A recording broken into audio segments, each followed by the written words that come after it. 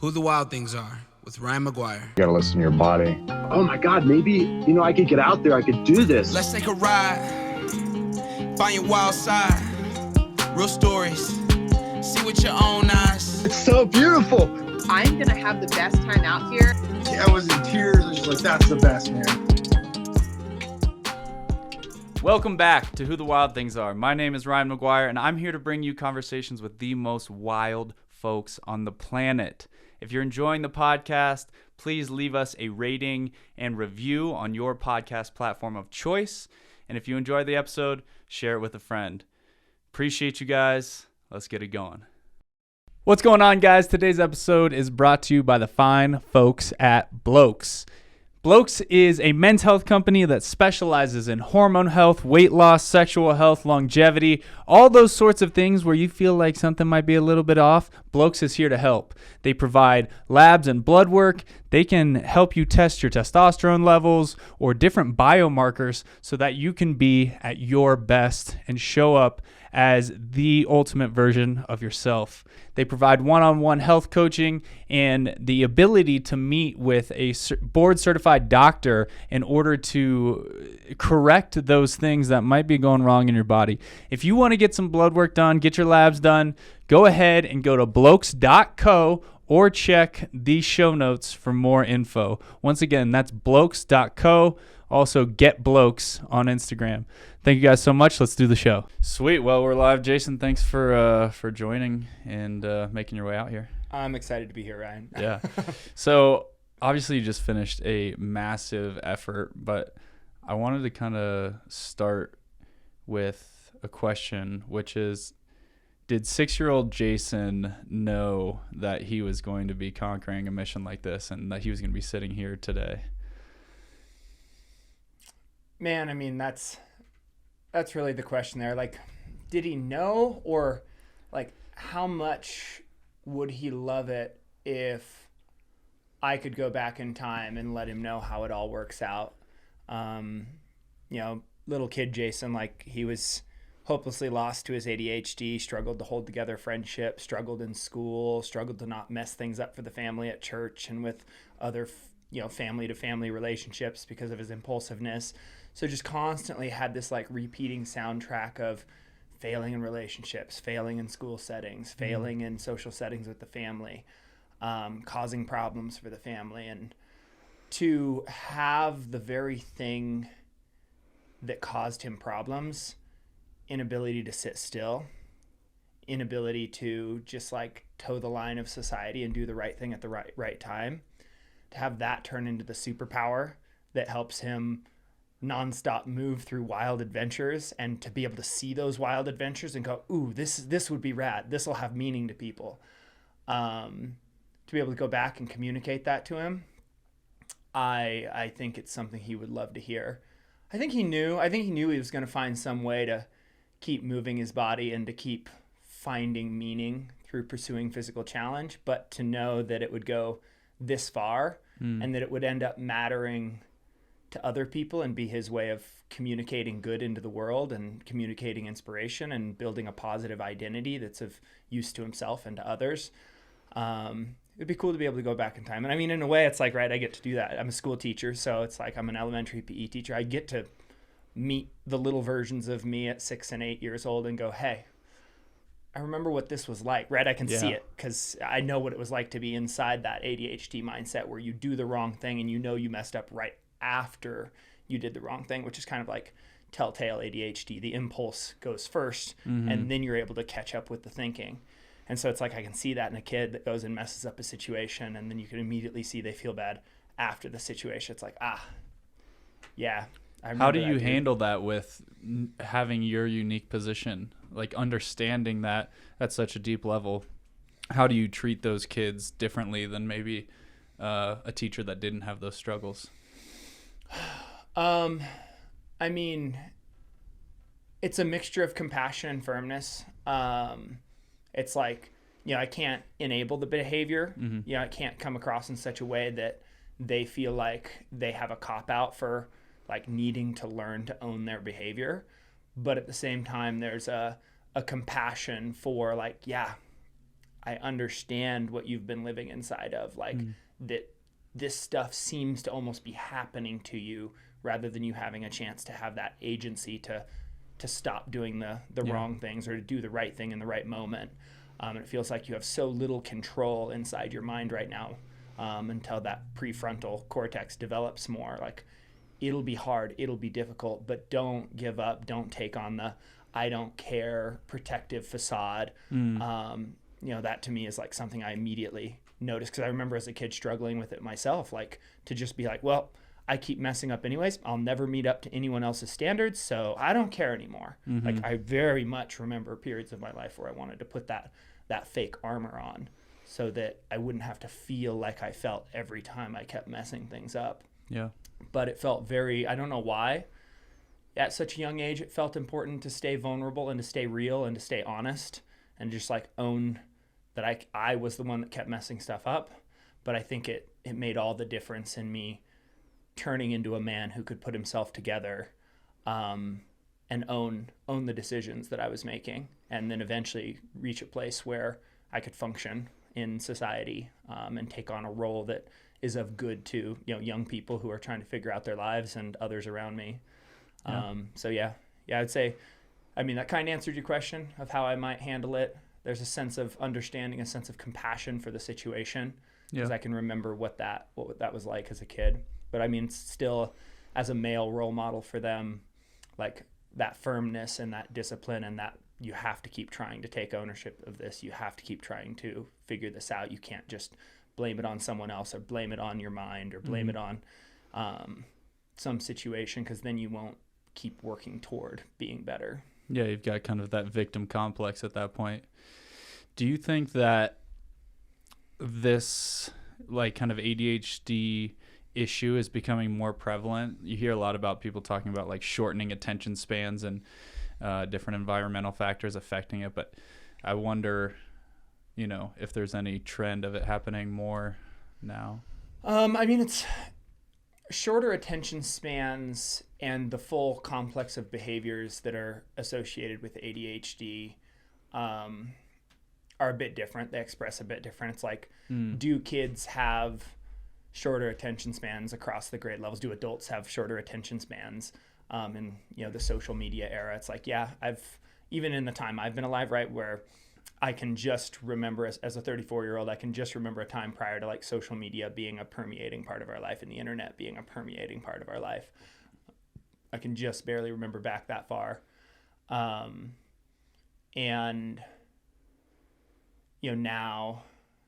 so it's just enough of a drift that I can see some of those differences. And there's definitely still a distinct difference between a kid that has a clinical ADHD and just shortened attention spans in the general population. They express differently. Sure. With you being a teacher, there's certainly, it's very clear to me, there's this calling that you want to impact children's lives because you struggled at that age. But being a teacher also has this convenient thing where it allows you to take multiple months off during the summer.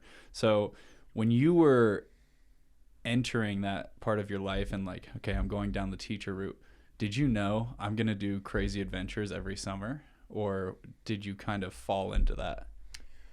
No, it was a big part. It was a big part of the decision making. But basically, we can all remember high school where they had to sit down and do that like self-questionnaire to be like, to answer the question of what careers might you be have dispositions that you'd be qualified for. And we sat down and hoped for one that had lots of money associated with it, because we were young and didn't have any other metric to assess by. But I remember I actually was pretty good at math in high school. I made it through the highest level math at my school, which was pre-calculus, and did okay for myself in that domain. Even though I couldn't really focus, I could like sit there and just watch as the teacher taught it.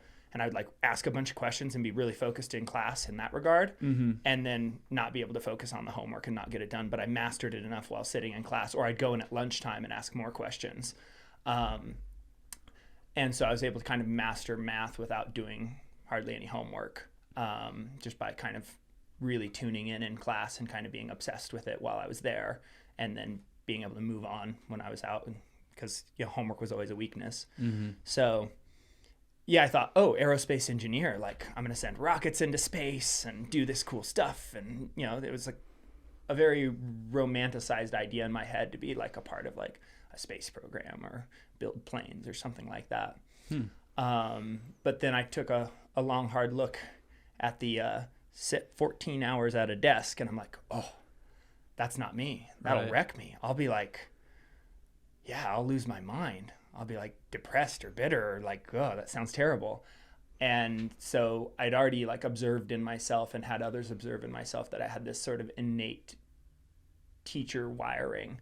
You know, I was the kind of kid that instead of, you know, even at first grade, my mom tells this story, even in first grade, I wasn't the kind of kid that when there was a kid who was scared to catch a football that I'd make fun of him like the other kids. I would be the one that would like step and pull him aside and be like, okay, like we're going to stand super close and no, I'm going to throw it super soft. Like we're going to toss it back more. Okay, we'll scoot back a little bit further. We'll toss it back forth. And then pretty soon I have a new buddy to play catch with. Like even at that age, that was how I was wired to operate in situations like that, where I had something that it's like, wait, I can offer this. I know how to do this. I can offer this to you. And so it was I already knew, I was already self-aware enough, you know, even at 18 years old, that it's like, okay, this is something clearly as an option I should consider. And I already knew I was kind of a student of my sport with running at that age. Like it was very personal to me. I was like one of the only people in my high school that trained year round for my sport, and my sport was running. So, you know, everybody's like, you're crazy. You're like running in the winter to prepare for track. And so I already knew like it was going to be, I was very passionate about like physical pursuit and fitness. And I was already doing things like adjusting my diet to perform better as a high school athlete. So it was like, okay, like this is something I'm passionate about and something I would love to teach. And so as soon as I was like, yeah, aerospace engineer, throw that in the trash can. It's like, all right, PE teacher. Yeah. It was like, okay, you get to move all day, you get to play all day, you get to teach the stuff you're passionate about. And I mean, I even guided my decision-making around health and fitness to a degree that a mentor who I cared a great deal about, my high school principal, he's one of those principals that you walk in on the first day and it's like a school of 650 students. And he's like, oh, Mr. Hardrath, nice to see you here today. Yeah. It's like, how does this guy know me? He would memorize every student before they walked through his doors, just by studying the middle school yearbooks. And so he's just this incredible mentor and role model. And he's like, you should pick up a second endorsement so that you can be sure to get a job. That would be smart to do. And I wrestled because I like respected the guy so much. And I was like, yeah, but in my shadowing, I heard lots of teachers talk about how they got into teaching to teach this, you know, fill in the blank with a subject they truly loved, but they had a second endorsement. And then as the story would go, they go, and now that's all I teach. What do you mean a second endorsement? I'm not familiar with that. So basically to be a teacher, you get endorsed in a specific subject area. Which means that's what your certification. So like an English teacher teaches English, a math teacher teaches math. They have separate endorsements. And so a lot of times teachers, to be sure they get a job, will do, you know, take extra courses so that they're certified in both math and English, or science and math. Gotcha. So it just like adds to your value on a school faculty to be sure you can land a job. And I stared down the barrel of that gun and I was like, do I want to end up teaching something I'm not passionate about? And I was like, no, it's more important to me to teach what I actually care about than to be sure I get the job. And so I chose not to get a second endorsement. So just so that could never happen to me, where I'm like, oh, now all I teach is English and what I care about is health and PE. So I chose to go the direction of like only enabling myself to chase what I love. And that's kind of been a way I've guided a lot of decisions in my life. And I think it served me pretty well. Yeah, that seems like a lot of wisdom there in that, because you went away from the safer route in order to kind of pigeonhole yourself into what you were passionate about, which I don't know that I would have had that wisdom at that time in my life. That's pretty remarkable. Yeah, sometimes I look back at younger me and I'm like, nice job, dude. It is interesting to think about, like, modern high school and modern schooling. I don't know if you've ever like studied Stoics or old Greeks or even Romans. There's like this typical arc to like the male's life. You know, you're a kid and you're kind of running around, and then you become like a teenager and young adult, and you go off to war and you become a warrior, and then you become a senator, your body starts slowing down, and then eventually a philosopher, where you're just sitting down, 10 hours a day and writing and working through all these difficult problems. But it seems like we've just like pushed that younger and younger into folks' lives, where now they're tasked with sitting down and writing and thinking all day, when they should be, in a more natural sense, out running around and being a warrior, being a messenger, running through the mountains, things like that. Pursuing and conquering and exploring. Yes, Yeah. exactly. And you're like pigeonholing them into just sitting in a desk. It's like they got plenty of time to do that in their old age. They don't necessarily need to be doing that right now. Yeah. I mean, the school setting is, especially for young males, statistically a setting that they very much struggle to thrive in, with all the sitting and the lack of engagement in the physical sense. Which makes me really happy to be a part of elementary program where every kid gets 30 minutes of PE time, and we also make sure they get 30 minutes at lunch and a 15-minute recess at each end of the day. So it's like making sure that there is movement time built in. Schools that don't even have a dedicated PE program, it's crazy to me. It's no wonder that there are behavior problems and problems with dropping out and problems with lack of focus and just all those sorts of all things. that stuff, because I agree, the statistics say that's not what we're wired to do. I do enjoy living as a part of an educated society, though, so I will say there's something to educating our young to a higher degree, but there's definitely some reworking of the system that could make it a little more balanced. So once you've kind of settled into your teaching career, you've done a lot of big challenges, but specifically the one I want to dive into is the one you just finished. Congratulations, by the way. Thank you. The Rocky Mountain Grand Slam. Give us just a little bit of context into what the Grand Slam is, and then where the hell the idea came from.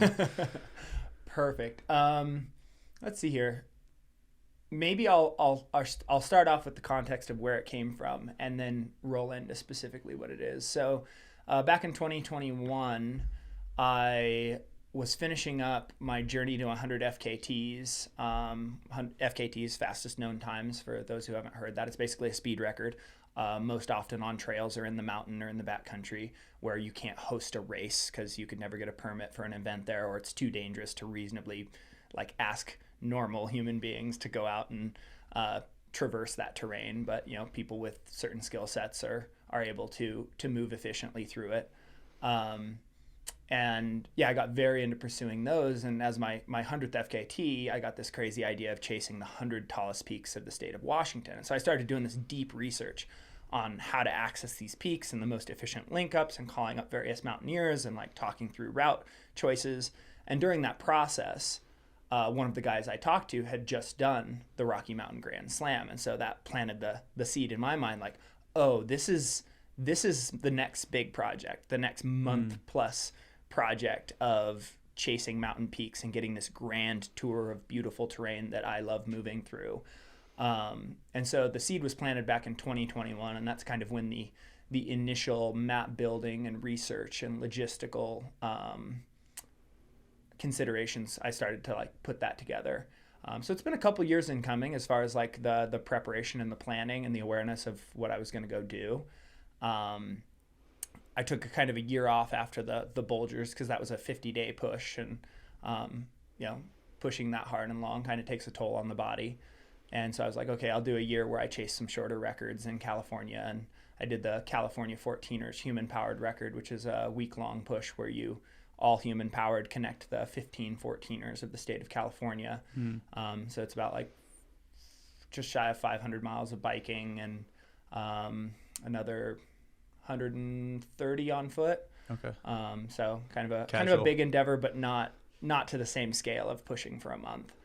And so then this year rolled around, and it's okay, if I'm going to do this, this is the year, now's the time. And a lot of people are like, oh, you should wait, the snow year, it's a really bad snow year, it's going to be slow moving, you're going to struggle. It's yeah, but I have the motivation, I have the plan, and you never know. I mean, one of the things of my backstory, it's a part of the Journey to 100 film that kind of documents that initial journey to 100 FKTs I talked about. One of the storylines within that is how in 2015 I got ejected from a vehicle in a rollover accident, and shredded my ACL and LCL in my right knee, had to have them surgically replaced, broke my shoulder in 2 places, broke 9 ribs, collapsed a lung, and put a lot of contusions and scar tissue through my internal organs. Was really lucky. I mean, right, you get ejected from from a car in a rollover accident, and statistically you usually end up passing away. So got a second lease on life, and had to sort of rebuild from the bottom up. And that's what kind of launched me into the mountains at that point. But how long was that recovery process? Over 2 years, a bit over 2 years. I mean, I started leaning into keeping my fitness way sooner than any doctor would have recommended. I mean, my ribs were still crackling with each pull when I started getting in the pool to swim, basically a week after they let me out of the hospital. Because it's like, well, you got to breathe anyways, so those bones are moving and they're going to heal. Statistically, they're going to heal regardless of what you do. It'll just hurt. And I'm like, well, I'm good at dealing with pain, so let's go swim. Keep some kind of cardio fitness. So I started swimming actually more than I had. I was very into Ironman prior to the car accident. And so I started swimming more miles than I had in my Ironman training previous, because it's like, well, this is what I do now, even though it's my least favorite discipline. Yeah. So just immediately started leaning into doing whatever I could and asking myself the question, like, well, what can I do? What can I do to keep myself fit and keep moving toward my goal and to speed my recovery? And yeah, it took about 2 years to get back to where I could trust I mean, even to this day, I'm not as fast as I was due to the scar tissue in my lungs prior to the accident. Not that I was that fast before. I mean, I ran like a 250 marathon, which, is reasonable, but nowhere near elite. But yeah, the whole mission I set for myself was I'm not going to stop until I get back to some version of what I love. And I knew I loved chasing these like grand physical endeavors, these pursuits that were deep testing challenges. And so it's like, I'm going to find some way back to that. I'm not just going to like settle into, well, I'll run the local 5K every once in a while. It's like, that's not how I'm wired. That's not how I care to express myself in this world. It's almost reached a place where I guess this is the medium I paint with, right? It's like, this is my art to pursue physical challenges, to find creative ways to move across the land, to link together different skill sets. Yeah, and it's like, I knew I loved expressing myself that way. And, one of the first doctors I had was like, oh, that part of your life, you're just going to let it go. And it's like, at first it was like the sinking moment, and then that spirit of defiance kicked on. It's like, you don't know me. You don't know how hard I'm willing to work. You watch. Exactly. And so, yeah, had to make good on that sensation and just lean into the recovery process hard. And, it was this element of like reclaiming personal power, that locus of control, that sense that it's like, I can steer my life how I see fit. I can get this body to yield to my mind and to do what I want it to do again. And I think early on, if you look at, again, that journey to 100 different speed records, a lot of them early on were solo, self-supported, solo, unsupported, because it was me with me. That was what it was about. That that warrior's spirit. Like, I'm gonna go out there and test myself, and I almost don't want anyone else to be around. Right. I want this to be about what I can trust myself to go do. And you could almost call it a character arc. Now, after having done so many iterations of that, I almost always want to invite others and share adventure with others, and especially younger athletes or less experienced athletes, where I can like unlock something new for them because they're willing to come along if I'm there, but they wouldn't necessarily be ready to trust themselves yet. Yeah. And being able to kind of help unlock a new level of self-belief or a new process for them to continue on to bigger things on their own. It's like, I'm way more about that now than I am about being out on another solo gauntlet, vision quest. Although I think at times in life, vision quests and revisiting them are important to have throughout all seasons of life, so you don't lose your sense of place and your orientation. But I think, now it seems that I'm very interested in supported type efforts where I can invite others to share in it with me. Kind of like that mentorship role. Mm-hmm. Yeah, and that was actually how we got connected at first. Was Eric was like, hey, this guy's doing a big adventure looking for crew, and that was, you know, how we connected at first. So I can attest to the fact that and I think anybody who follows this, you did a really nice job of organizing a really capable but also likely less experienced crew that probably got a lot of benefit as they got to join you on this grand adventure. So that's kind of cool. I didn't really think about the mentorship role that something like this could provide. Yeah, one of the guys who joined was 21, and he has a ton of talent. He was a sub 15 high school 5K runner, right? That's real talent. I never ran a sub 15. Even in college, I was nowhere near it. And he'd kind of fallen out of keeping his fitness up because he decided he didn't want to run in college. Like, college isn't for me. But then that meant he wasn't on a team or being coached anymore, and so kind of fell out of utilization and the habit of running. And he was really interested in this FKT world, this fastest known time world, and like running in the mountains and getting back into sort of trail racing and all that. And so being able to invite him to be a part of this and him to see like what's possible and the logistics that go into it. He even wrote me that it was really transformative and an amazing experience for him. Wow. Another guy was like super experienced to the degree that it almost made me self-conscious. He actually holds the Pacific Crest Trail self-supported record. So like, you know, one of the big boy name brand, like everybody knows it records, the Pacific Crest Trail. So to have him like jump on halfway through because he was in the area and be like, dude, I'll help support you, was like, whoa, really? You're going to support me? That's amazing. And it was, I mean, you know, that saying where, you know, if you want to take over the world, you don't need 1,000 men. You just need 3 badass. Joey Diaz. He's one of those guys where Yeah. he did the work of like 4 other support crews sometimes, where he's Right. like, yeah, I'll do that 15-mile resupply. And then the next day I'll do that 20-mile resupply. No biggie. Yeah. I'll carry that weight for those miles, and it's just whatever. And, you know, to him, it was just like a casual decision, right? Because to him, normal is 50 miles a day for 50 days. So doing a 30-mile day backed with another 30-mile day is like an easy day. While carrying your extra while, weight. while carrying some extra weight, some Yeah. food weight in, so that I could like pick it up from him at the trail and then carry it up a few more peaks so that I didn't have to carry that weight for the previous peaks. Like it was huge, right? Game changer. Yeah. Like those kind of people, and being able to have those kind of people willing to be on your team is just, you know, I would say he single-handedly helped the record be at least 3 days faster with his contribution. That's crazy how much crew can make a difference, especially like on a big effort like this. Like, I guess you wouldn't know unless you've been in that situation, but the difference that certain individuals can make on the overall time it's staggering. Absolutely. Yeah, no, it's you know, those quotes like the one I mentioned, it's not just made up, it's for real. In situations where you're digging deep and you're going to war and you're going to have to, you know, go to the bottom of the well and then make the well deeper, like having those right people around you absolutely alters the outcome. Absolutely. So tell me, or I guess just tell folks a little bit about the actual mission itself, what it entails, and then talk to me a little bit about like the logistics. How did you handle the planning for all these different peaks and all these different states, all these different coordination between individuals crewing you? How did that all play out?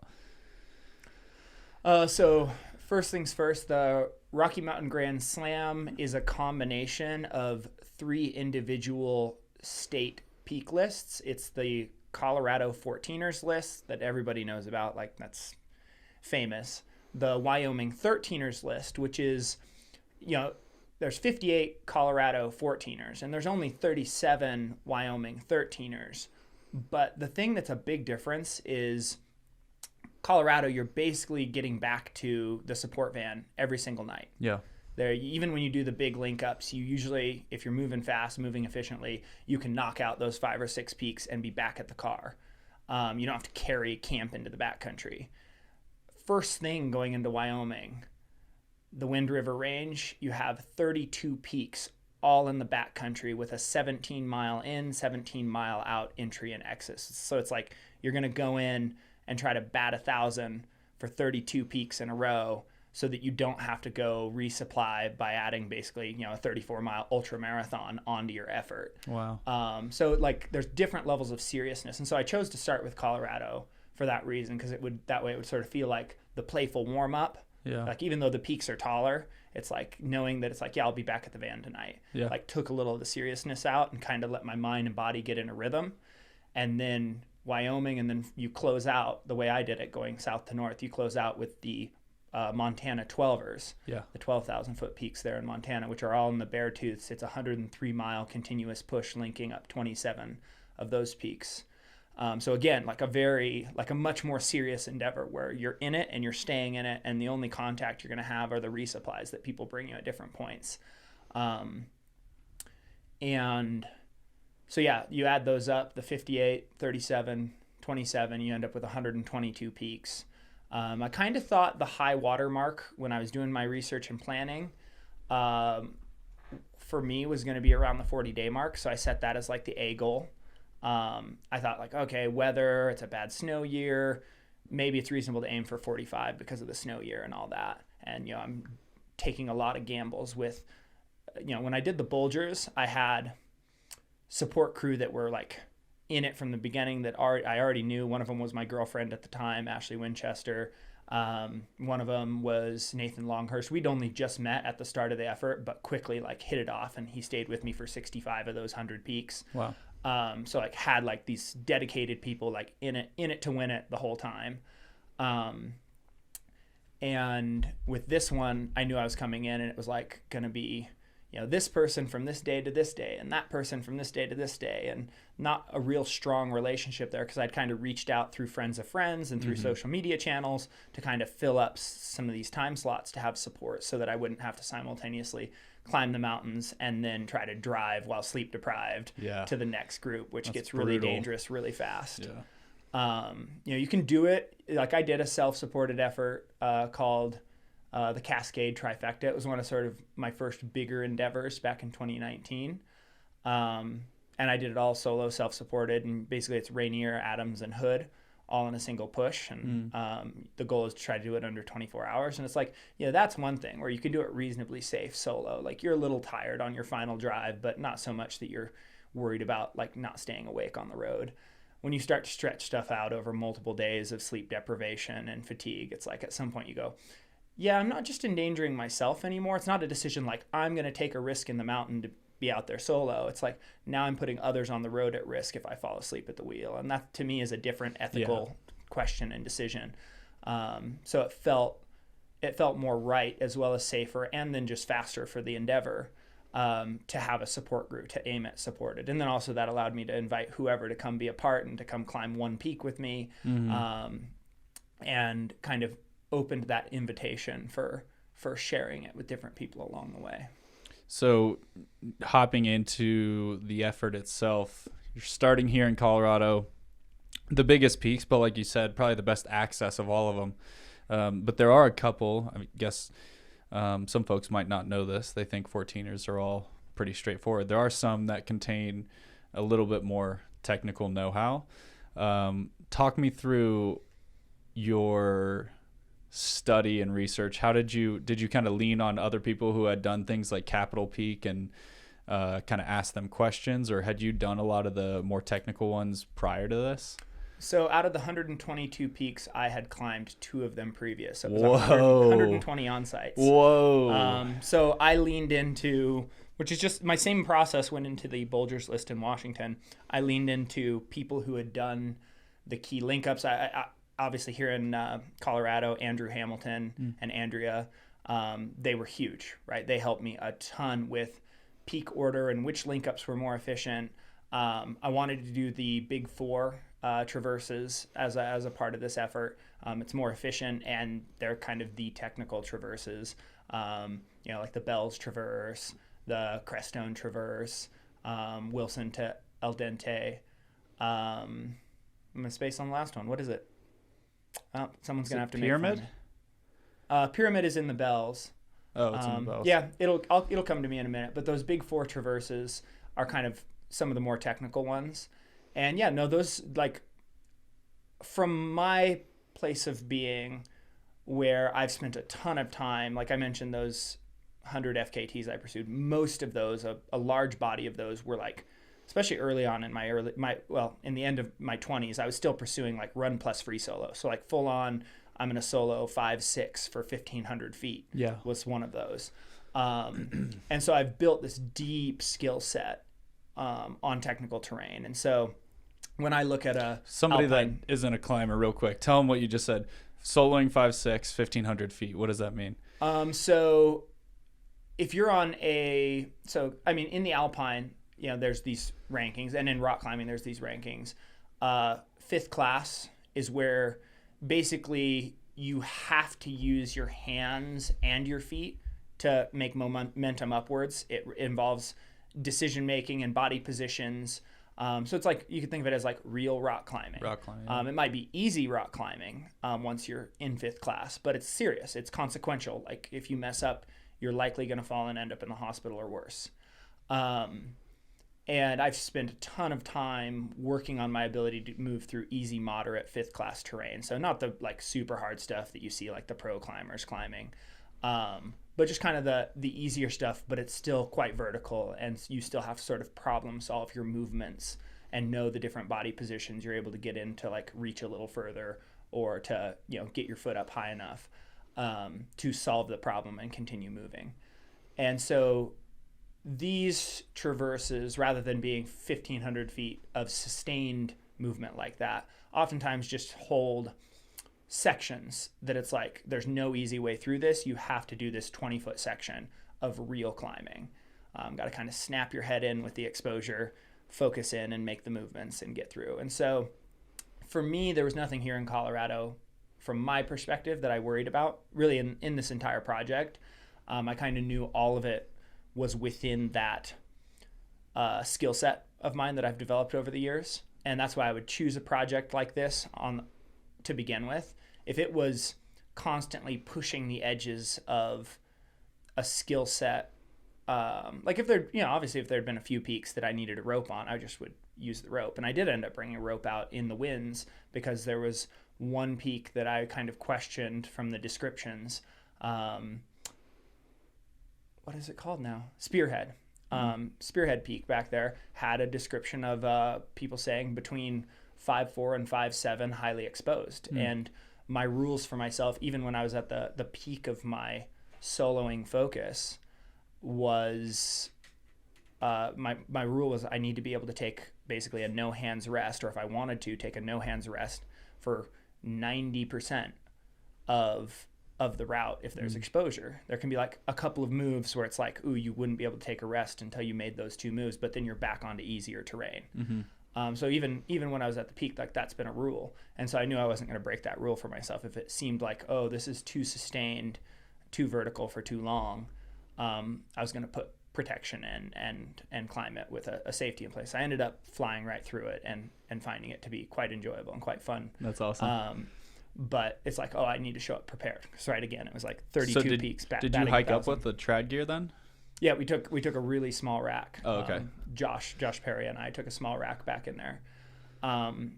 Extremely cut down. Just like the few pieces that we heard that people had put in here or there. It's like, all right, what's the minimum that would be safe? Because it's heavy. Trad gear is heavy, dude. It's heavy. Especially on a big backcountry push like that, where you can't just like leave it in the car. Like whatever you bring, like you have to take it with you until your next resupply. Have to haul it around, yeah. So, yeah, I mean, obviously I took precautions and had a rope for the glacier travel sections there in the winds.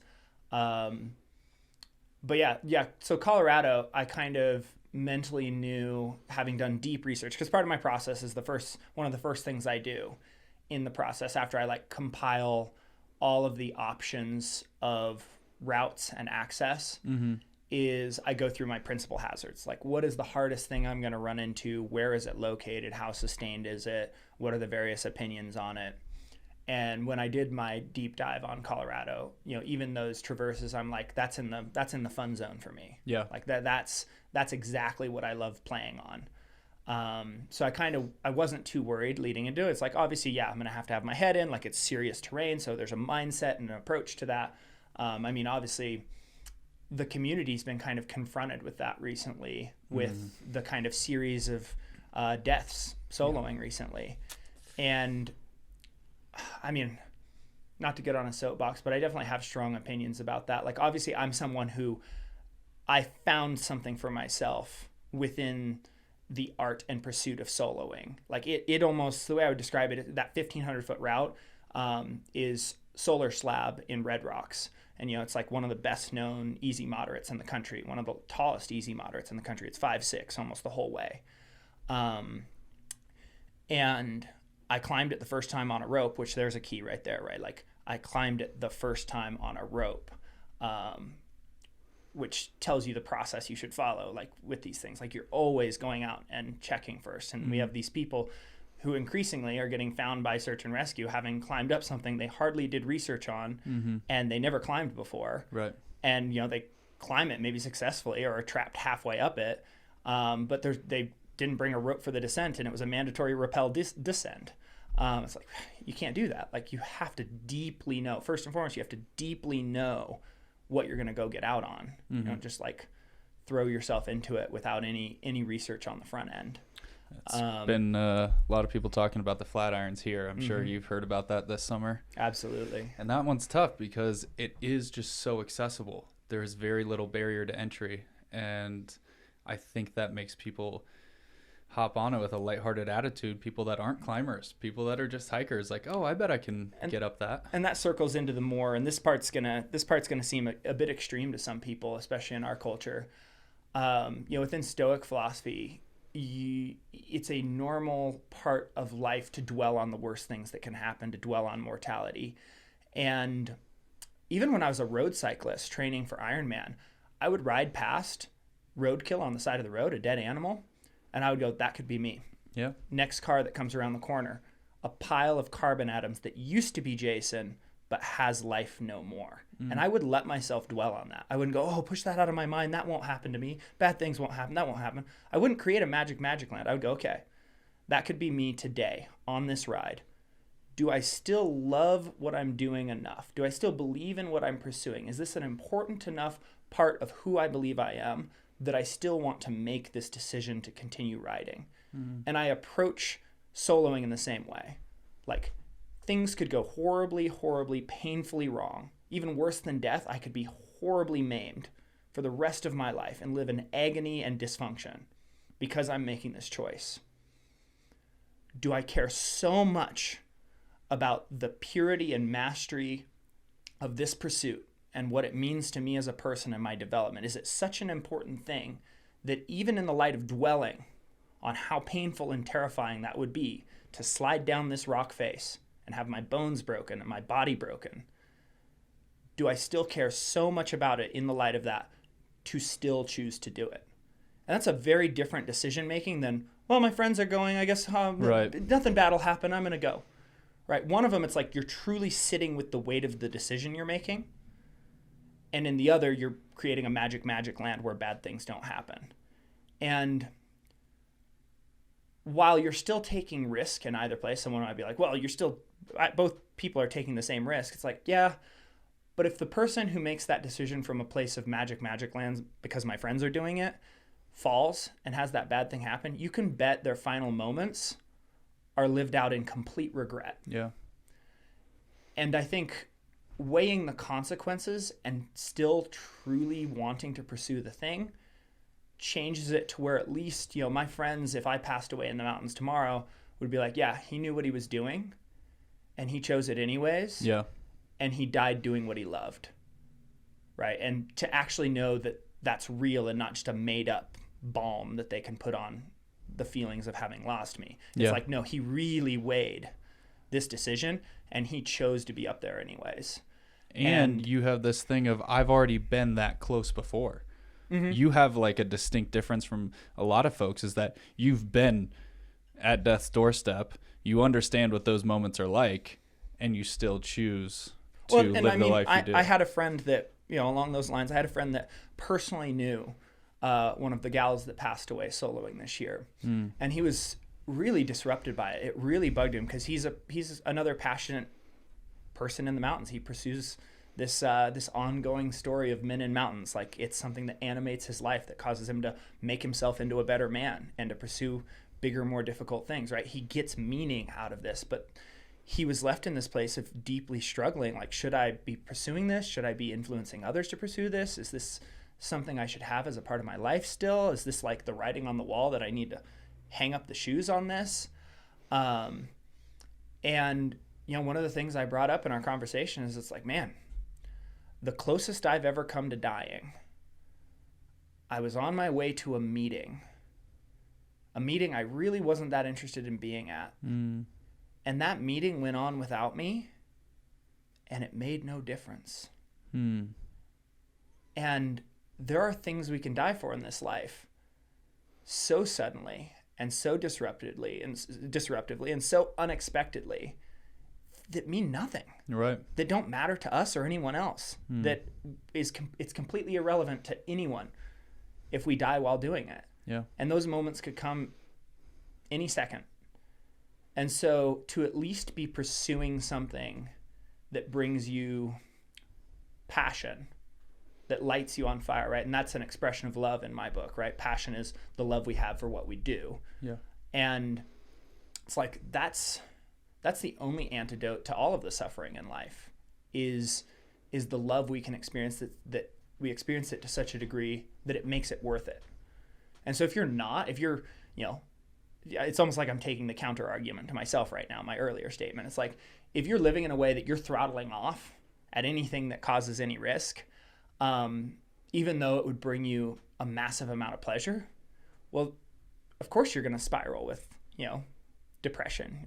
Of course you're going to feel disappointed when you look at yourself in the mirror. If you're not leaning into anything, you're not leaning into any fear, any risk, any pain, any suffering, to go towards something that lights you up and makes you feel alive, that feels like it's beckoning you and calling you out, that's not a way to live. And, you know, death's going to come knocking anyways. Pain and suffering is going to come knocking anyways. Yeah. So you might as well be in pursuit of something you care enough about that it makes it worth it. So, you know, if you want the counter argument to the argument I just gave, it's not really counter. I think the two fit together, right? They're two cogs in a decision-making machine where you're willing to fully weigh the consequences of a life choice, what you're giving up, what you could be losing, the risks you're going to take. But then you also come to know yourself well enough that you're like, when I look at myself in the mirror, this is important enough that if I don't lean into that risk, I'm not gonna be able to look that person in the mirror and be proud of them. And I've definitely guided my life along those lines of, I want to make 8-year-old me stoked with who I became, and I want 80-year-old me to be proud of how I spent the time. I want to be able to look at myself in the mirror and be proud that I leaned into being the best I could possibly be. And I mean, even back as a high schooler, I was still quite religious at that time, having been brought up in a really conservative upbringing. And even at that age, the way I conceptualized like the end of life and what I wanted to ask God first was, how close did I get? Meaning, how close did I get to like being the very best, becoming all Jason Hardrath could have become? And I mean, that's really sort of the antidote to all of the difficult things we're going to face regardless in life. You know, I've lost friends in the mountains too.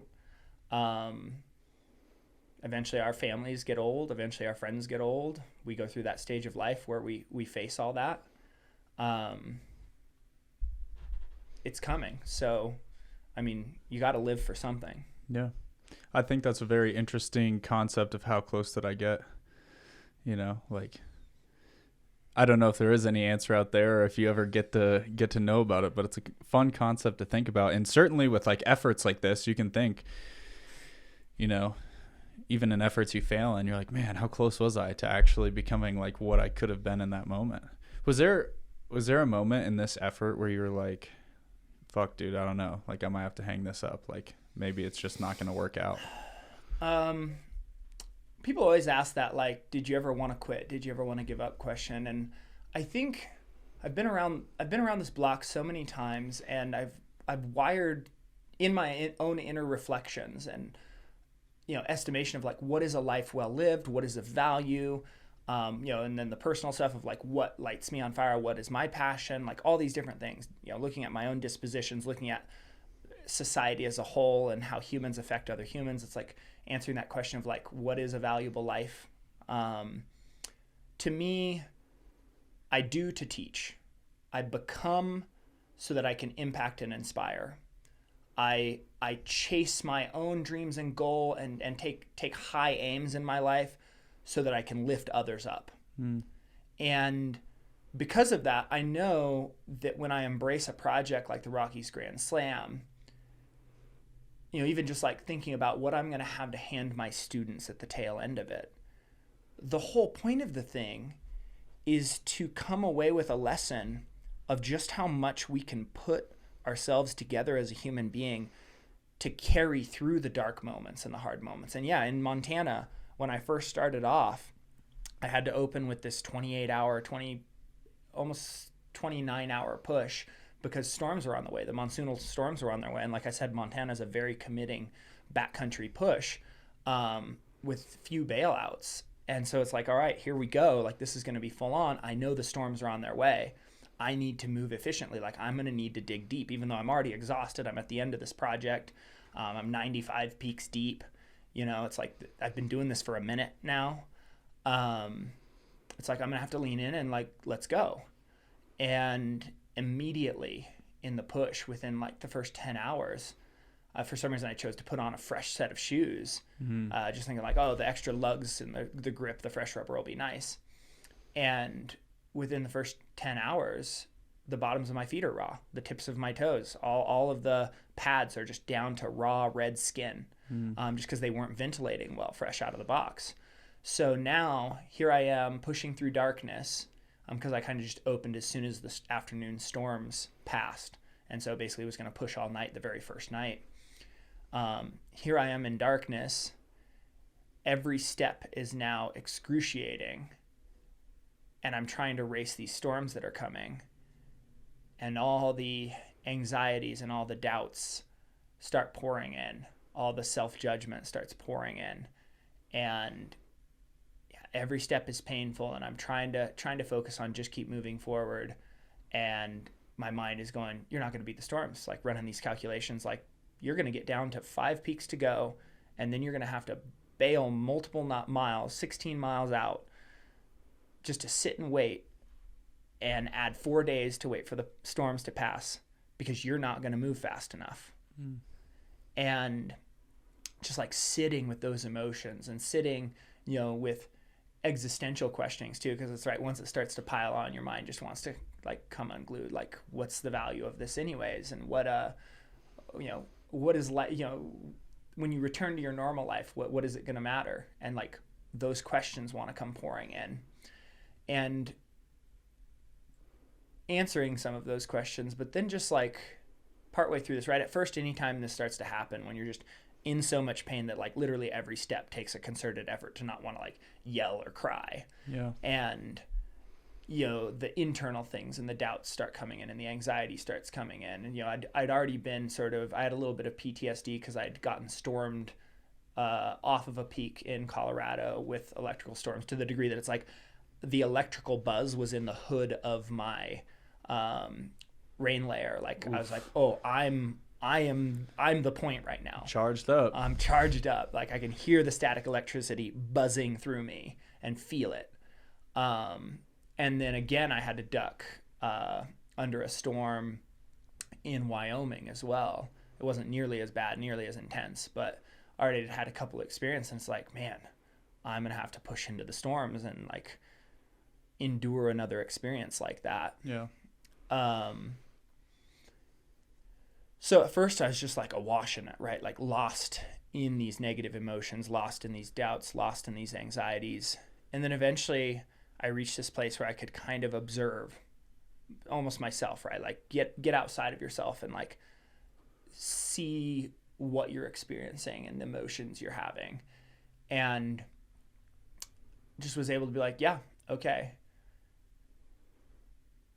if I need to feel these things for the next 5 days, if this is how it's going to be, I'm willing to sit with these feelings. I'm willing to make space for these feelings and sit with them and just let them be for however long they want to stay. And, you know, the moment you make space to just feel whatever you're going to feel, and you're like, okay, I'll abide this. Suddenly it's no longer what you're lost inside of, right? Like, you're now the bigger thing. Like, you think about the mental flip there. It's like, I'm big enough that I can hold all that I can feel. Yeah. And I can sit with all that I can feel. And it flips the perspective. And it's like, it still sucked, right? Like, my every step still hurt, and I still was having these doubts and anxieties flowing in, and these, you know, wanting to question down to questioning the value of my life, right? A full-on existential crisis. And just being willing to sit with that and go, okay, if this is part of the journey, this is what I signed up for. Like, this is why I'm here. Right now is why I'm here. Not all the fun stuff, not the glory, not the happiness, not the sunset or sunrise summits. Right here, right now, this is why I'm here. This is what I signed up for. And I think so often I hear, you know, even high-level athletes talk about training and talk about their pursuits as if anytime something's going wrong, they're just waiting to get out of it. Like, oh, I can't wait till we're having burgers and beers. Like, I can't wait till this is over. It's like, no, this is part of the experience you came out for. Yeah. Like, if you're just wishing it's over, the moment those harder parts come up and the parts where you have to like face yourself and find out what's inside of you, if you're wanting out the moment those come up, then you never really wanted the experience in the first place, in the real sense. Right. It's back to that magic land. That's the term I like to use for these things we created in our head, where like somebody looks at me and says, oh, I wish I could climb mountains like you. It's like, really? Did you want to skip all those parties and all that fun stuff you did and the video games you played to train and run and rehearse and practice? Is that really what you want? Or do you want the result of all the hours I put in? You want the glory. You want the glory. You don't want to get hailed suffering. on. You don't want to get electrocuted. You want to feel accomplished is Yep. what you want. Yep. And so just like in that moment, as I'm still in it, just going like, yeah, this is why you're here. This is why you're here. And this is what you're going to walk away with wisdom and be able to look at yourself in the mirror and go, I carried a tremendous burden. Mm-hmm. Everything was saying it would have been just fine to drop out right then and there. Yeah. And nobody would have batted an eyelash. But I'm going to keep moving forward, and I'm going to keep pushing toward, well, what if I still beat the storms? And I'm going to go really find out. I'm going to go really find out whether I can't beat the storms, this doubt in my mind. And maybe so be it. Maybe I do actually get 5 peaks to go, stormed off the ridge, go running out of the backcountry. And that's what happens. And I wait those 4 days to come back in and clean up 5 peaks out of 122. So be it. I want to be the kind of man that walks until that point. Because that's what I'm going to be able to sit with, being proud and satisfied that I leaned in and found out. Mm-hmm. 10 years, 20 years, 30 years down the road when I look myself in the mirror. And I think that's the why behind the why, right? Like, we want to find that we can trust ourselves to be the kind of person that when everything's not pointing our way, we still show up. When adversity and the storm screams into our face, we stand and we go, do your worst. I'll be here. And man, I think there's so much value in being able to carry the pain and the suffering through successfully to that end point. Yeah. Right. I wept at the finish line of this. I have no problem saying I wept at the finish line of this, because what I did is I took all these points of suffering, showing up sick because my students got me sick as I left school, but I had a permit for Calabria that said you have to climb on this day, otherwise the whole project's off. Yeah. So it's like, cool, got to show up and start the project sick and then have to keep the wheels turning because the clock runs no matter what. You can't just like, oh, well, now that I started, I'm going to take a day off. It's like, well, that day counts. Clock's running. Right. So started off sick. Immediately for the first time ever, got altitude sick while only at 14,000 feet, which had never happened to me before. I've gotten it before overseas at 20,000 feet and 18,000 feet and stuff like that. High altitude pulmonary edema, where the fluid builds up in your lungs and you cough up like this clearish pinkish fluid. I've gotten it before at higher elevations, but never at this. So for the first time ever, now here I am, and anytime I hit that 14,000, 13,500 mark, I start coughing. It's like, oh, this is fun. The only way to like combat HAPE is go down by going down, and so you're not going down. You're going to keep going up. I kept riding the line, right? Because I'd go up and I'd suffer for a few hours up high, whether it was a link up or maybe it would just be for a little while. And then I'd get back down low enough and it would kind of go away. And then right back up and trigger it again, back down. Right so back probably up, the exact opposite of what someone will tell you to do. Totally not recommended. Yeah. Like, don't do that. So I'm battling that for like 2 weeks. I remember seeing that and being like, "Oh, here we go." Here we go. So yeah, like a lot of people like had written me off at that point. Like, "Oh, there's no way. Like, this will just get worse and he'll be done." A lot of people, that's what ends their trip. Like they have absolutely. That high altitude pulmonary edema. Well, it kills people. I mean, it's more serious than HACE, which is the cerebral edema, where you get the really bad headaches. Like as far as like lethality. So. Yeah, I faced that and kind of battled and kept like doing the whole like, well, when I get low, at least I'm sleeping low for all of Colorado. And maybe by the time I finish all of Colorado, my body will have adapted enough that it goes away. And then in Wyoming, I'm only going up to 13,000 feet. And it seems to be, it gets triggered the most when I'm decently above 13. So maybe this will all work out, right? Kept faith, kept moving forward. Yeah. Looked into the storm and said, here I come. And then had my feet melt for the first time while I was here in Colorado. So raw feet. Again, like did the whole new shoes thing. You think I would have learned from it and not done it in Montana, but I was tired and sleep deprived. And my buddy went, well, why don't you just put on the fresh set of shoes they sent you? And I was like, oh, that makes sense. Instead of trying to pick which thrash pair of shoes to like trust for a 5-day push in the backcountry. And so I was just like, yeah, I'll just put on the new pair. So, made a big mistake there. But anyways, had a crew member drop out. He was supposed to help me for like 3.5 weeks, and 30 hours in, he's like, dude, I'm out. And so that was a huge blow. What was that about? Scramble. He just like, it was too intense for him. He just like hadn't trained much. He wasn't ready. The thing he voiced is he didn't realize that he was going to feel so involved and be worried about like, my well-being. Right? Like he hadn't been in a lot of these circumstances before where someone's pushing themselves to their limits and is kind of coming down and being a bit thrashed and needs some help, like getting food in and getting protein shake in, right? Like patching up some wounds or whatever.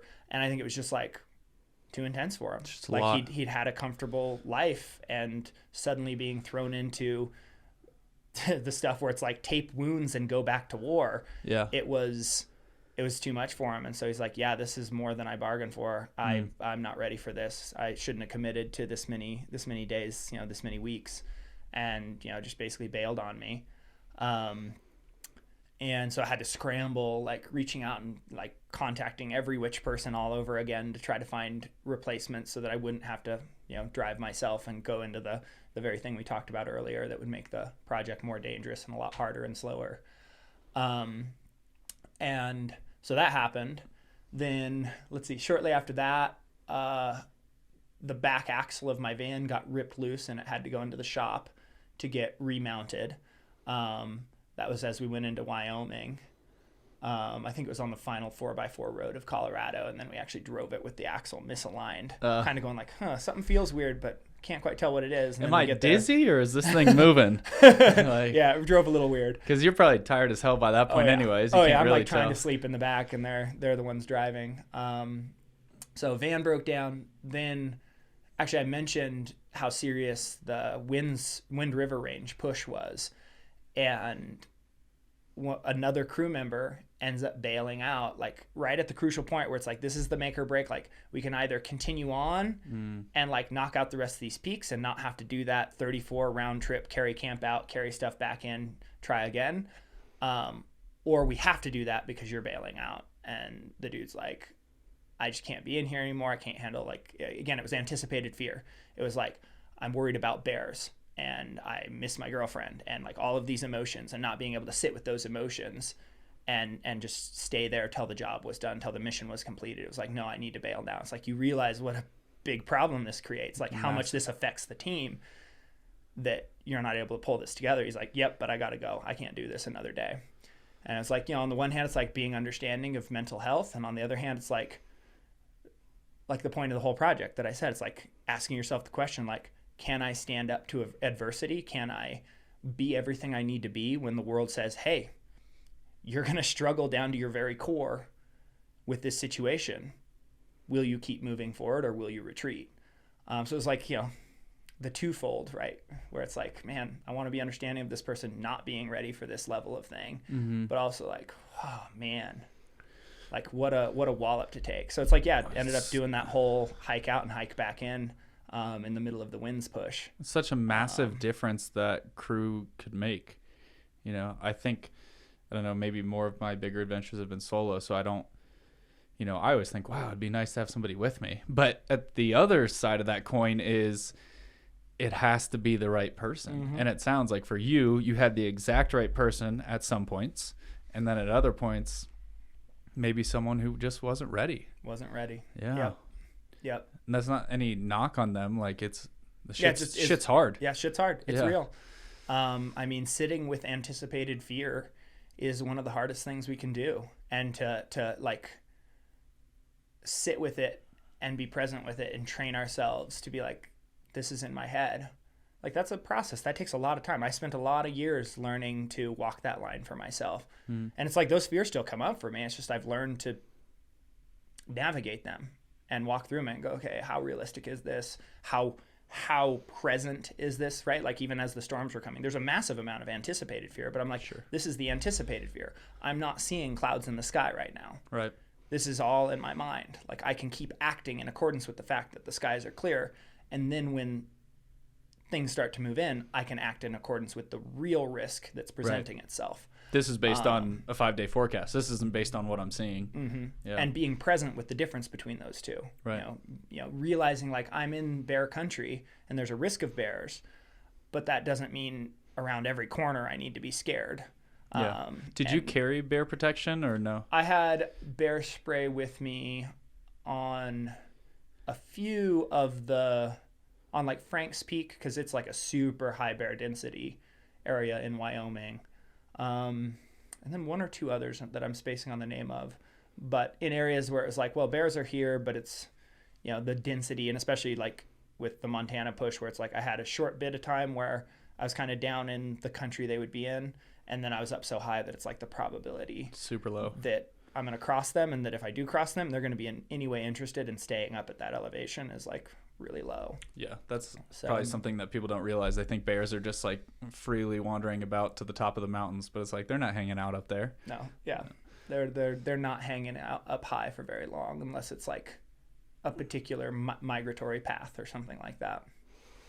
So, well, I guess part of that is you have to weigh that consequence, right? Because everyone's like, why wouldn't you bring a gun and all the bear spray and all that stuff? And you're like, well, then I have to carry it. Yep. And people probably don't realize, like, just a couple pounds when you're making that kind of push is a huge deal. Yeah, especially when you're scrambling 4th or 5th class terrain at random points, right? The Beartooth, there were multiple points I had to make 4th and 5th class moves, and I knew they were low enough that I was comfortable to not bring a rope for that section, like well within my ability level. And I talked extensively with the people who'd done it before, who kind of knew me and my skill set, and they're like, yeah, you don't need, like, everything inside me says you don't need to worry about this based on what I've seen you do and things we've done together. And so from that, I could make the decision like, oh, this is something I can enter into, and everything about it says I'm going to feel totally fine. Well, I'm going to have to put my head in, right, and focus. It's a real serious situation, but I'm going to manage the situation well and efficiently.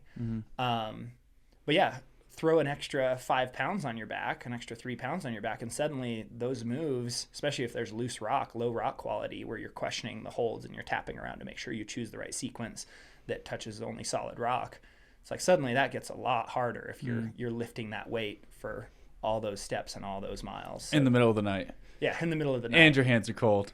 And there's lightning. Like and people your don't, feet are raw. It's just like when you're out there, man, there's so many things that, I mean, you just don't think of when you're at home on your couch. You're just like, oh, I could probably do that. That looks fun. And then you like get there and the reality is just so different. And I think it shows on your journey. Like, people were trying to hang with you while you're 2, 3, 4 weeks into this. and like it becomes too much for somebody that's fresh. Like that's just a testament to you as a human being that you were able to power through that as tired as you were. I appreciate you saying that. It was this one, I've thought about this a bit because people ask the question like, oh, which list was harder, the Bulgers or the Rocky Mountain Grand Slam? And it's like, well, another mountaineer said this to me who'd actually done both. He'd climbed the Bulgers much slower than I did, but he'd climbed all of them. Is the Bulgers Washington? The Bulgers is Washington's 100 highest, the historic list there, yeah. So Washington's 100 tallest or here in the Rockies. And he said it at the time, and then you look at the 2 times I produced on each of these, and it lines up almost perfectly with his math. He said, even though it's 20 fewer peaks, the Washington Bulgers are about 20% harder than the Rocky Mountain Grand Slam, with like how involved the terrain is and how difficult, how slow moving, how much technical terrain. And sure enough, my record on the Bulgers is 50 days, and my record here is just under 40 days. And so it's like, well, that's 20%. What does that look like to the previous time that was set for the Grand Slam? Previous time on the Grand Slam was 60 days. Holy shit, you smashed it. Yeah, I shaved a minute or 2 off. Oh my God. Wasn't even close. I thought it was going to be like a couple days difference. What is that? You did it in 39? Yeah, 39 days, 23 hours, 44 minutes. So 16 Jeez. minutes managed to. And it's funny how that happens, right? Be out there pushing for over a month, and then you find yourself racing a clock because your brain goes, well, it sounds really cool to have it read 39 days in the front. Sub and then 40. You just put yourself through the ringer all over again. Yeah, and that's what it was. Like, oh man, on those raw feet, just like running those final miles out to race in under the 40-day mark was just excruciating. But it's like, I want it. What was the feeling like when you come across to that final trailhead and you get back and it's over? I mean, I won't lie. There's definitely a sense of relief as a part of it that, especially with how much pain every step involved in this one and all the things that went wrong and all the struggles I faced, like to have pulled it all together, right? And I think this is what I was starting toward earlier, like having so often in life, suffering is just disjointed, seemingly meaningless moments in our life. And like for people that don't point themselves at a passion, point themselves at something that like captures them and set goals that they feel are meaningful, like I feel like they miss out on the chance for suffering and discomfort in life to be anything except disjointed, meaningless things that happen to you. But because I took on this project, that's something I love, and as a PE teacher, it's something that serves this greater mission I have in life to impact young people. And then in situations like this, I get a chance to impact other athletes and other people who are interested in this niche world of getting out into the outdoors, which shouldn't be such a niche. It should be more widespread for sure. But the basic gist that happens, what I notice happens in how we think about it, right? Suddenly, you think about me being sick because my students got me sick. That could be a completely meaningless random data point. Like we get sick all the time. But because I carried this whole project through, it's now this burden that I bore through, added up with all these other burdens and setbacks and pains and sufferings that were a part of the meaning that I felt at the finish line.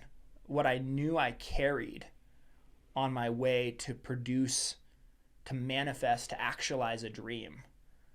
And it's like suddenly they weren't just meaningless, right? Now they're all a part of this cohesive month-long story of my life.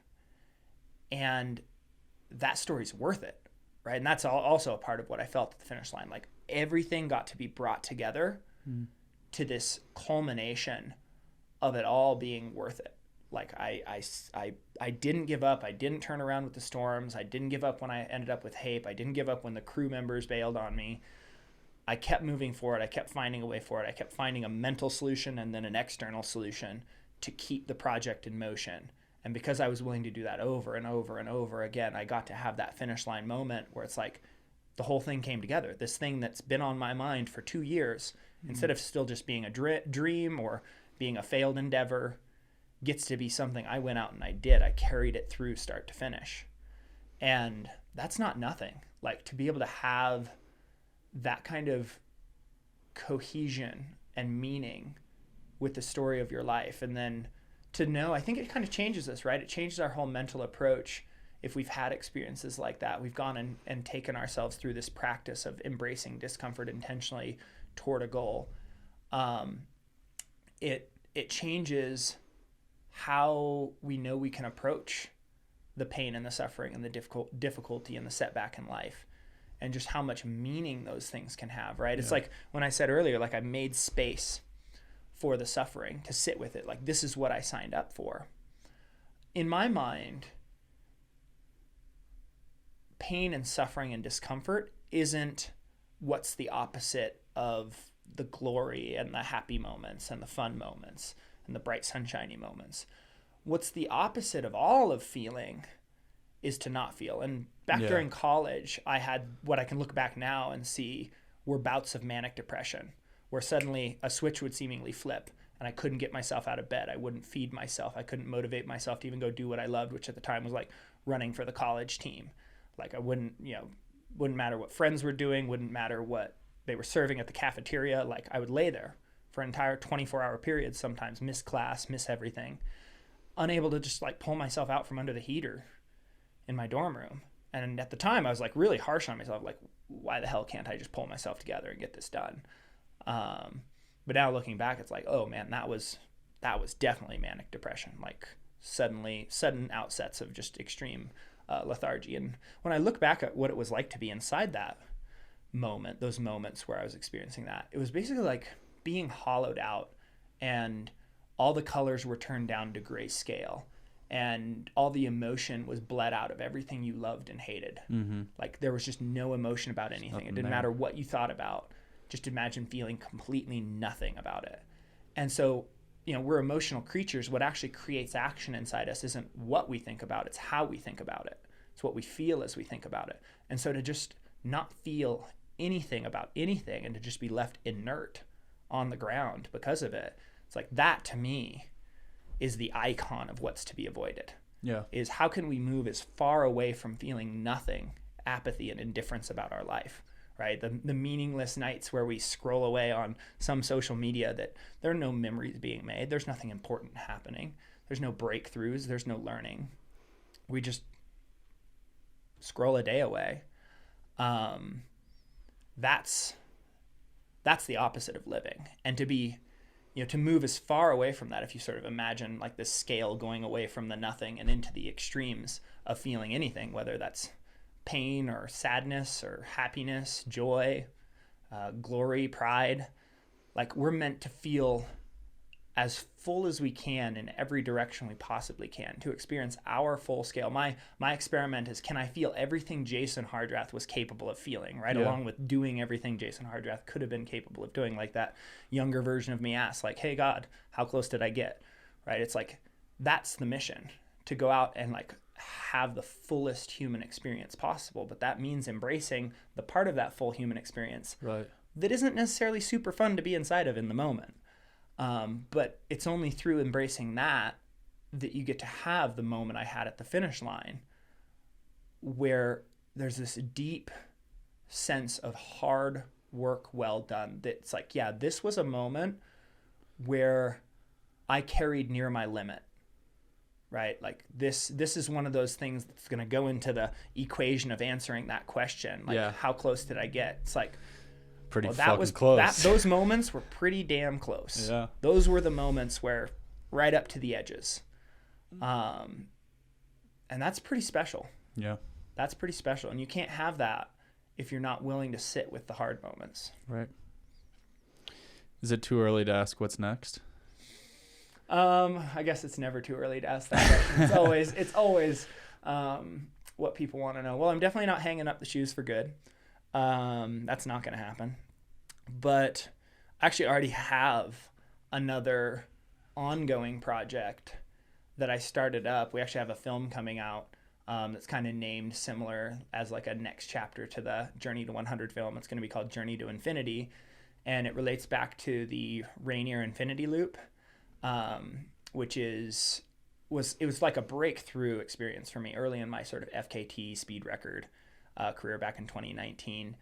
And it's just this crazy endeavor that was thought up by Chad Kellogg, a a former, a late American climber that was well loved. He died before he got the chance to do it, but he thought up this dream idea of, oh, you climb up over Rainier, up one side, down the other, use the Wonderland Trail to come back around, you climb back up over it again, and then you come around the other side, essentially drawing an infinity loop or a figure eight over the top of the summit of the mountain. And you get to see the mountain from every side. You get to climb on both sides of the mountain. You get to climb it at different times of day. Like, you just really get this intimate experience with all these aspects of a volcano, right? It's meant for a freestanding mountain. It doesn't work as well on a mountain range where there's lots of stuff in the way, but on like a volcano where that can happen, it's like this beautiful experience. And when I did it, it was like a breakthrough experience for me on a personal level, like as an athlete. Like, I'd never pushed over 100 miles. I'd never gone over one night of sleep deprivation, and that one requires 2.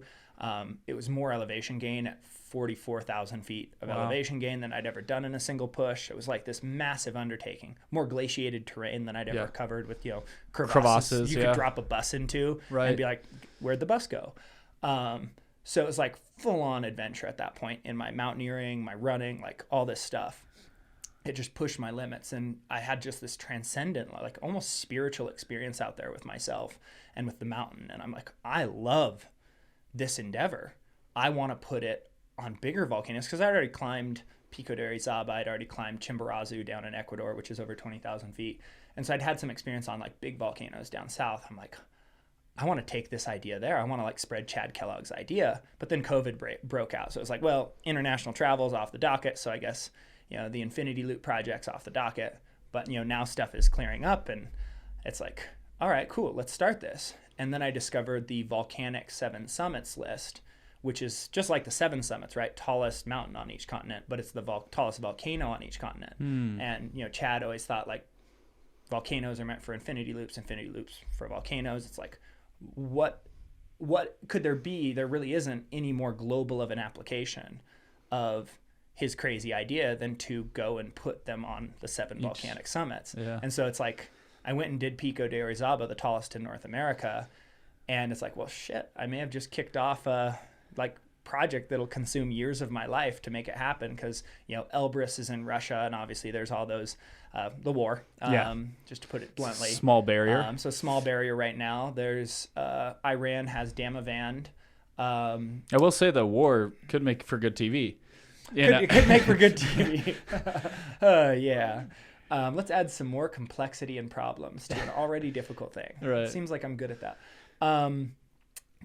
And yeah, then obviously like Antarctica, $70,000 a person for any team member I want to bring down there. Like, that's a whole different level of like marketing and funding and problem solving. Like, on a teacher's salary, I can't just be like, well, I will spend $0 for an entire year and take my entire teacher pay and drop it to pay just for myself to go down there. And I'm going to solo the whole thing with no support in Antarctica, where the weather's extreme. Doesn't sound quite possible. Ask your buddy, hey man, would you be down to spend $70,000 to support me? Yeah, basically, right? So it's like, I need to solve a lot of problems to even make this possible, which makes it an intriguing thing. It's like, maybe this is an impossible project for me. Let's start something that's impossible and see if it becomes possible as I go. And so, yeah, the Volcanic 7 Summits, Infinity Loops, is something that's on my mind. And then, yeah, definitely have a handful more mountain projects. I think I'm going to take a break from the month plus stuff. It's taxing on the body, on the spirit, on the mind. I mean, even, down to like a spiritual level, where I went to be out on just a casual Grand Teton lap with some friends about 11 days after I finished this effort, which is way too soon by anybody's like recovery, like forecast for how long you should take off. So I got what I deserved. This was like when Jack was attempting the FKT. Yeah, this was the day before Jack attempted the FKT on it, and just went to do a casual lap on it. And by halfway through, for the first time in like ever, I kind of was in a place where I almost didn't want to be there. Like, I was just so burned out and so tired and struggling to keep up with their pace, and like being the slow person in a group of strong people never feels good. And like, normally I'd be one of the fast ones, and it's just like all these different things to where it was like really difficult to enjoy the experience. And I did still distinctly enjoy portions of it, like the scramble on the Owen Spalding route and all that. But it was like, man, I don't want to be in a place where the thing I love most becomes something I don't want to do. And like, I mean, both the Bulgers, especially the Bulgers, but also the Rocky Mountain Grand Slam, like, had grabbed me in such a way that it's like I knew I wanted to do them. And there's just nothing that's 40 days plus, 30 days plus that has me like that. So it's like maybe that chapter's done, or maybe it'll take a year or two to find another project of that scale. But I certainly have stuff that's in the day long to 10 day long range that it's like, yeah, those are things to aim at for sure. One of which that really has spoken to me that I want to take a crack at this fall, if all the roads don't wash out with the flooding, is the Badwater to Whitney duathlon, which takes the Badwater 135 course that's normally run during that ultramarathon. You bike that because it's all highway, and you switch out and put on the running shoes, and you run up the Mountaineers route on Mount Whitney. So you go from the lowest point in the United States to the highest point in the 48, contiguous United States. And it's the fastest human-powered time between the two. And that one has really spoken to me with the triathlon background, like having loved the bike and been good at it. What is that fully supported? Yeah, I'd probably do it supported. Because the Mountaineers route's pretty full on, right? Yeah, it's got some fourth class, definite third, fourth class on it. Oh, I was thinking there was fifth class. It doesn't quite go fifth. Well, if you take the most direct line to be efficient, there's a couple fifth moves that you can take. Gotcha. For some reason, I was thinking that was more technical. Well, right next to it, there's the East Buttress, and that's 5.7. So maybe you were thinking of that route. That's what I'm thinking of. So yeah, that one has spoken to me for a while. So I want to make an attempt on that, unless it's just another heinous flooding year in the fall, which it's sort of starting to look like it might be, especially with all the snowfall and if the rain keeps coming. So I'm crossing my fingers that I at least get a chance to try that. Cool. This year, because that one's been calling me for a while. Yeah. So I've got some efforts in that, like 1 day, 2 day range, that are still calling me out. Yeah. Well, when you attempt that, you'll have to come back and talk to us about it. Oh, I'd be stoked to. Well, I appreciate you coming out, and honestly, that was just a fucking crazy story, dude. Like, I'm stoked to see, all the things that you end up doing in the future, and just mad respect for everything you're doing. Thanks for having me on. It's been a pleasure to be here. All right. See you next time, guys. Stay wild.